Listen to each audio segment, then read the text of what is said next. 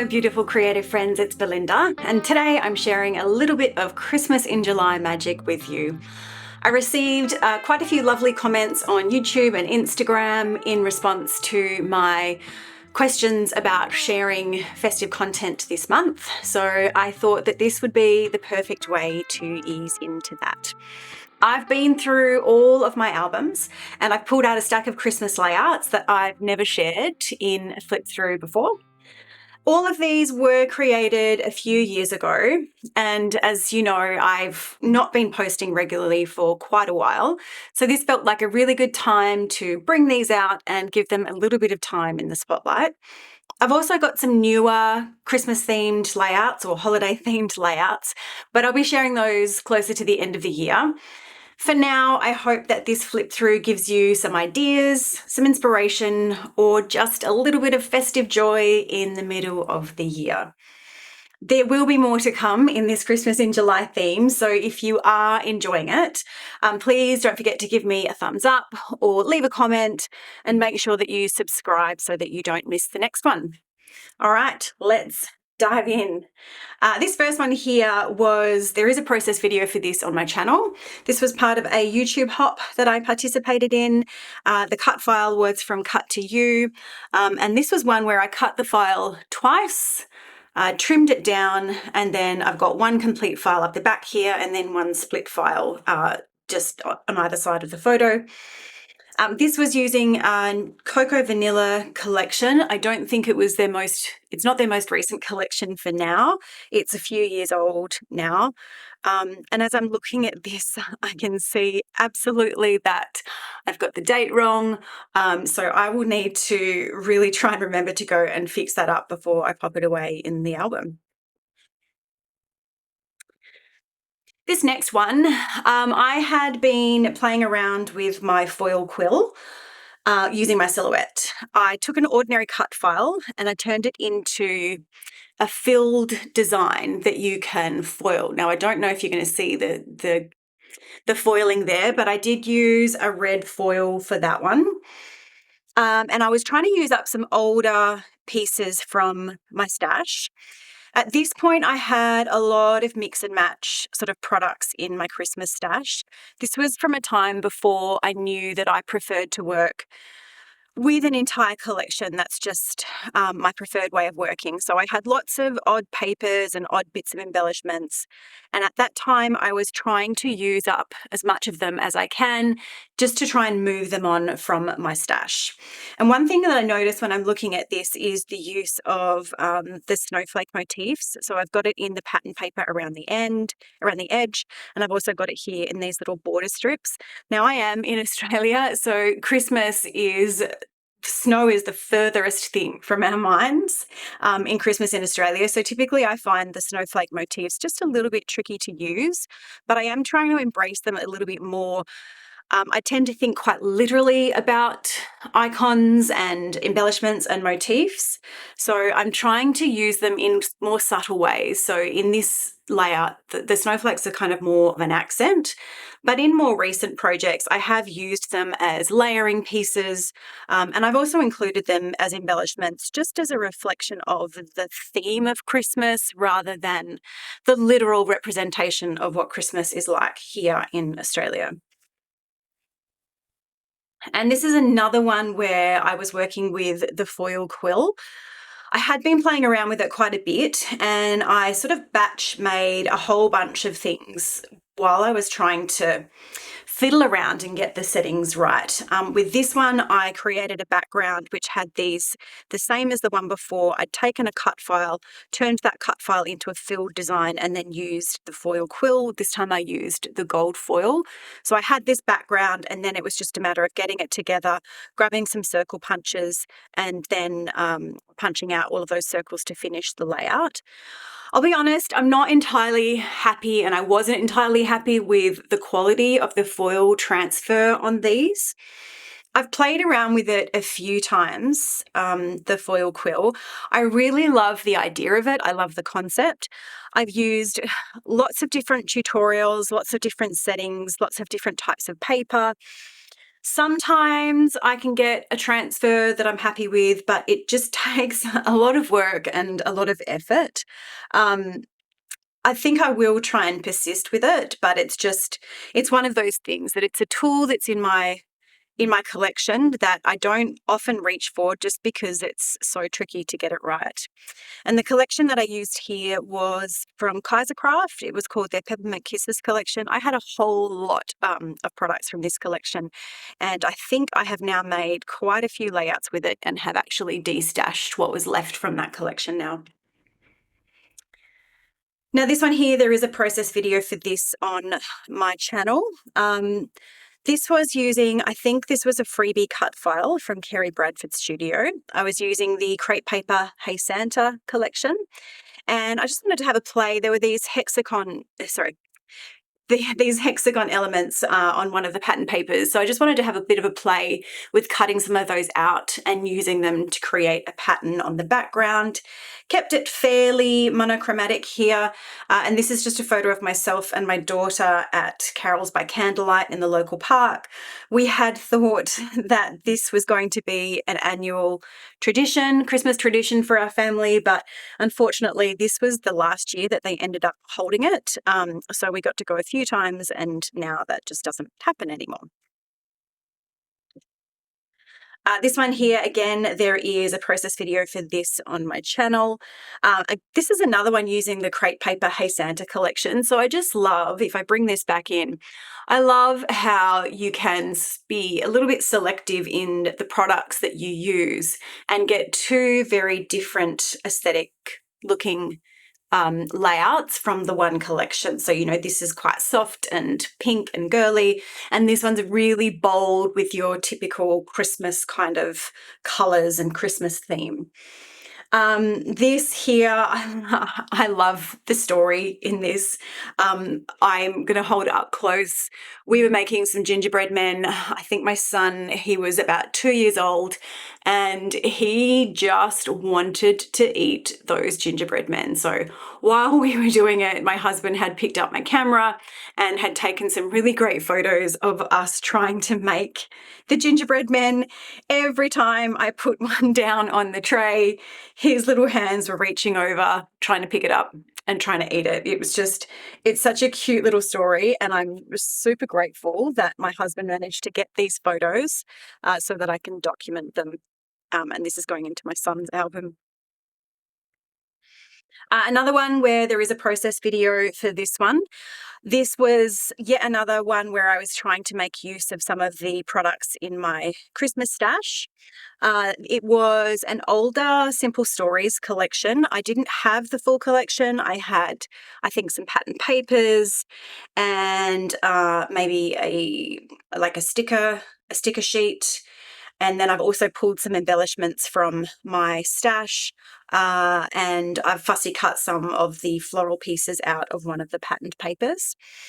I really love the simple grid design. Grid designs are something that I gravitate towards, particularly when I'm trying to include multiple photos on a layout.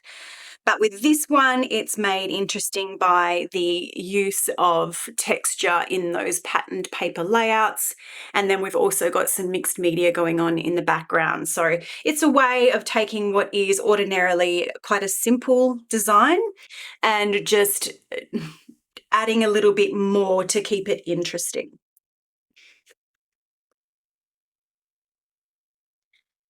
This one here, there's no process video for this. I think I was using a collection from Uniquely Creative that came out around 2020.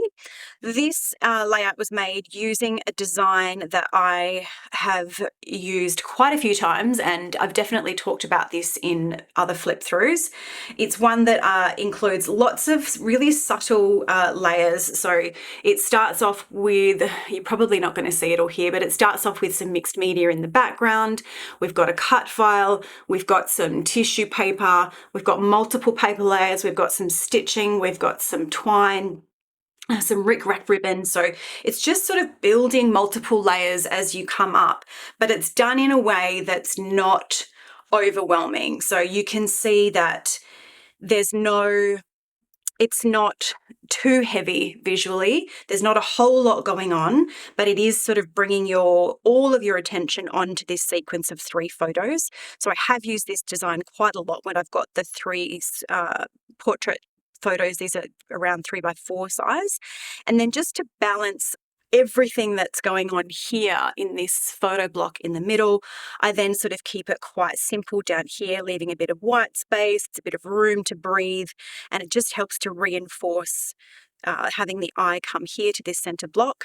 Like I said, I've used this design over and over and over again. I love it, and I will keep using this design over and over and over again.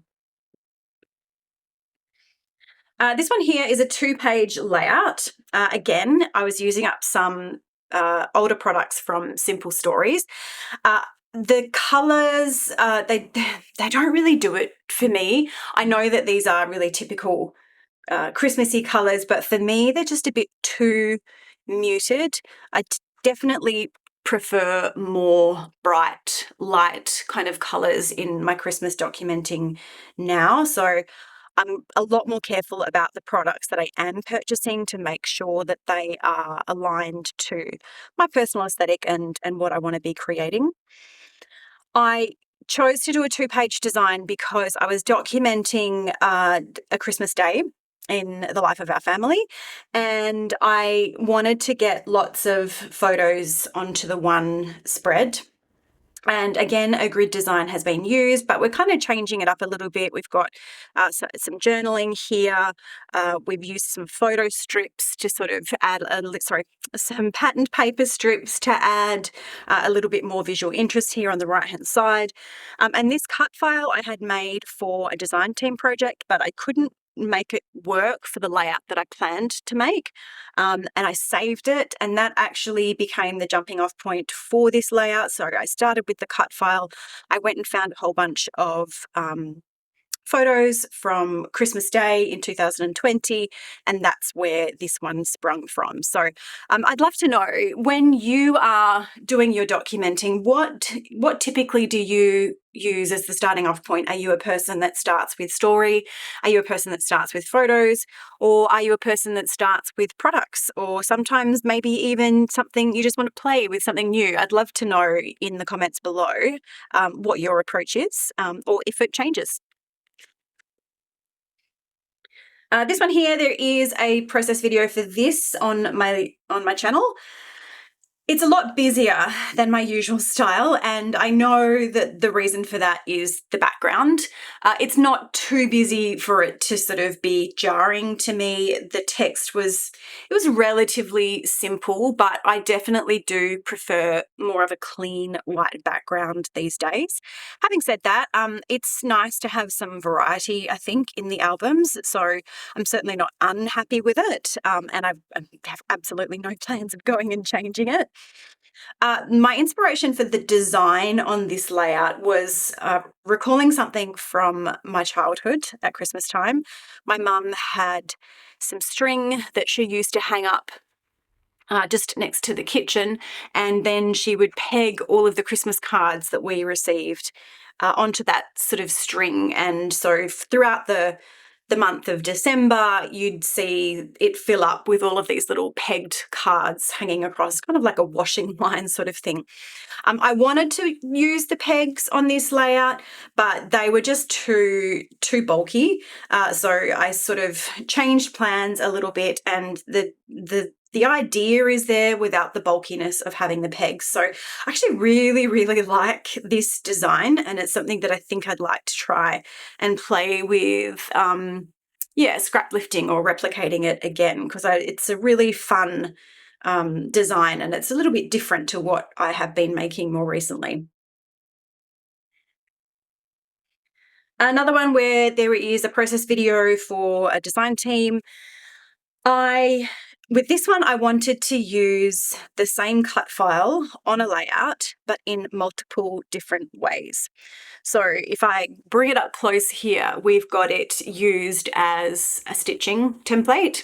And if you're not sure how I do that, I do have a video on my channel, a little tutorial about how I turn a regular cut file into a stitching template. So I've got the stitched one. I've got some a couple of different layered trees here. Some of them are layered with a glitter layer and then a vellum and then a pattern paper. Others have got a vellum and then a pattern paper and another pattern paper. And then the last way was to create these little shaker pockets here. So that one might be a bit better. So you can see that there's some dimension there, and I've made a little sequin mix that coordinates with the collection. So that was a really fun way of trying to use the same cut file in multiple different ways. And I just love how this one turned out.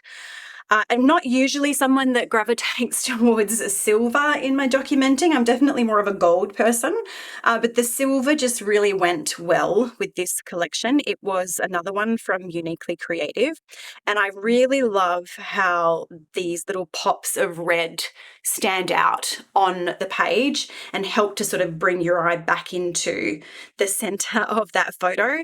This title is strategically placed because there was a person like really obviously sitting right behind my husband's shoulder there. This was the same carols by candlelight that we went to, which was the first one that we went to as a family of 4 and the last one that we would go to as a family of 4. And then this one, there is no process video, but I wanted to create a companion layout for it because I also had a photo. My mother-in-law was staying with us at that time, so she came with us to the carols by candlelight, and yeah, I wanted to get that photo onto a layout as well. I'm using the same collection from Uniquely Creative, kind of gravitating towards the same kind of color scheme. But for this one, I've found a wreath cut file. I've got so many cut files on my computer. I have no idea where this one came from. I can probably try and find it if you're interested in knowing where it came from. But something I did a little bit differently with this one is I've actually backed the center of the wreath with some pattern paper rather than just having it sitting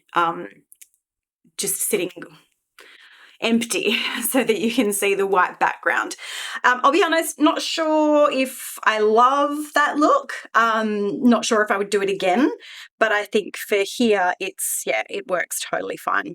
And I love these little sweet little embellishments that were in that Uniquely Creative, these little sort of tickety ephemera pieces, very, very cute. And these little blue gems, I don't use a lot of these gems in my collection, in my creating. I've got so many of them, and they came with a lot of the Uniquely Creative collections. So I think with this one, I just wanted to use some of them up so that they don't end up sitting in my stash forever. Now, this layout here, I had the background prepared, as in this pattern paper cut down, stitched onto some white cardstock, and then I'd sort of distressed the edges. So I'd had the background prepared. I'd had this You Are Gold cut file cut out. I'd had everything ready for years. I mean, years. And sitting in my Christmas stash, I think I knew that I was going to use this photo, or maybe I didn't, but I'd had it sitting in my stash for years. I just never did anything with it. And then I think there was a recipe challenge with in Dealy Dee's Patreon group, and that gave me the prompt that I needed to bring it out and finish it off and get it done. Now, one of the things that I notice when I'm looking at this one now is the dimension. So if you can see here, this rosette, it's a good, or at least 1/4 of an inch thick. Same with this one here. This is something that I'm struggling with across all of my layouts in all of my albums. While I love the look of these things, and rosettes at that time were very, very trendy, I am not loving the amount of bulk that they add to my albums. I don't have a lot of space for storing albums, and I'm finding that I'm just not getting a lot of layouts into them. So I am now looking at going back and pulling out some of the layouts that are bulkier and trying to replace some of these really sort of thick chunky elements with something a little bit smaller, a little bit lower in profile, just to try and maximize the space that I have in my albums. So something that I'm sort of thinking about at the moment, but haven't actually gone as far as doing just yet. Now, fair warning. This one is going to get quite punny. I thought I was pretty hilarious. My husband did not think I was pretty hilarious. And I'll be honest, this is not my favorite layout. It's just a bit much for me. I'd been in a bit of a creative funk, and I really just wanted to spend some time playing and making use of some of my Christmas stash. Because I think at that point I was realizing that I just had way too much and it wasn't sustainable. I had created a mixed media background, which is what's on this page, for a different layout, but I didn't end up using it because the green just wasn't quite right for the layout that I was making. I did, however, have some bits and pieces from a really old Kaisercraft collection where the green worked really well with the green in that mixed media background. And then I just sort of started from there.